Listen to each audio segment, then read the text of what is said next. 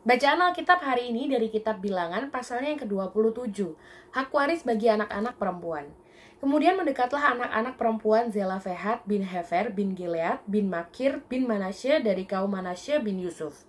Nama anak-anaknya itu adalah Mahla, Noah, Hogla, Milka, dan Tirza, dan berdiri di depan Musa dan Imam Eleazar, dan di depan para pemimpin dan segenap umat itu dekat pintu kemah pertemuan, serta berkata, "Ayah kami telah mati di padang gurun, walaupun ia tidak termasuk ke dalam kumpulan yang bersepakat melawan Tuhan, ke dalam kumpulan Korah, tetapi ia telah mati karena dosanya sendiri, dan ia tidak mempunyai anak laki-laki. Mengapa nama ayah kami harus hapus dari tengah-tengah kaumnya, oleh karena ia tidak mempunyai anak laki-laki? Berilah kami tanah milik di antara saudara-saudara ayah kami."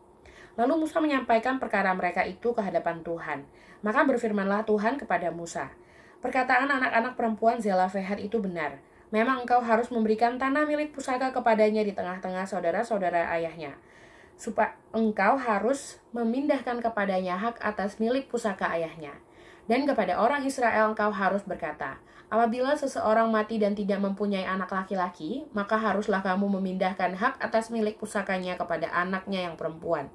Apabila ia tidak mempunyai anak perempuan, maka haruslah kamu memberikan milik pusakanya itu kepada saudara-saudaranya yang laki-laki. Dan apabila ia tidak mempunyai saudara-saudara lelaki, maka haruslah kamu memberikan milik pusakanya itu kepada saudara-saudara lelaki ayahnya. Dan apabila ayahnya tidak mempunyai saudara-saudara lelaki, maka haruslah kamu memberikan milik pusakanya itu kepada kerabatnya yang terdekat dari antara kaumnya, supaya dimilikinya. Itulah yang harus menjadi ketetapan hukum bagi orang Israel, seperti yang diperintahkan Tuhan kepada Musa. Yosua mengganti Musa. Tuhan berfirman kepada Musa, "Naiklah ke gunung Abarim ini, dan pandanglah negeri yang kuberikan kepada orang Israel. Sesudah engkau memandangnya, maka engkau pun juga akan dikumpulkan kepada kaum leluhurmu, sama seperti Harun abangmu dahulu. Karena pada waktu pembantahan umat itu di padang gurun Zin, kamu berdua telah memberontak terhadap titahku untuk menyatakan kekudusanku di depan mata mereka dengan air itu. Itulah mata air Meriba dekat Kadesh di padang gurun Zin." Lalu berkatalah Musa kepada Tuhan, "Biarlah Tuhan, Allah dari roh segala makhluk, mengangkat atas umat ini seorang yang mengepalai mereka waktu keluar dan masuk, dan membawa mereka keluar dan masuk supaya umat Tuhan jangan hendaknya seperti domba-domba yang tidak mempunyai gembala." Lalu Tuhan berfirman kepada Musa, "Ambillah Yosua bin Nun, seorang yang penuh roh, letakkanlah tanganmu atasnya. Suruhlah ia berdiri di depan Imam Eleazar dan di depan segenap umat, lalu berikanlah kepadanya perintahmu di depan mata mereka itu.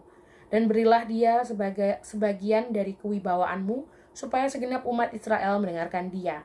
Ia harus berdiri di depan Imam Eleazar, supaya Eleazar menanyakan keputusan Urim bagi dia di hadapan Tuhan. Atas titahnya mereka akan keluar, dan atas titahnya mereka akan masuk. Ia beserta semua orang Israel, segenap umat itu." Maka Musa melakukan seperti yang diperintahkan Tuhan kepadanya. Ia memanggil Yosua dan menyuruh dia berdiri di depan Imam Eleazar dan di depan segenap umat itu.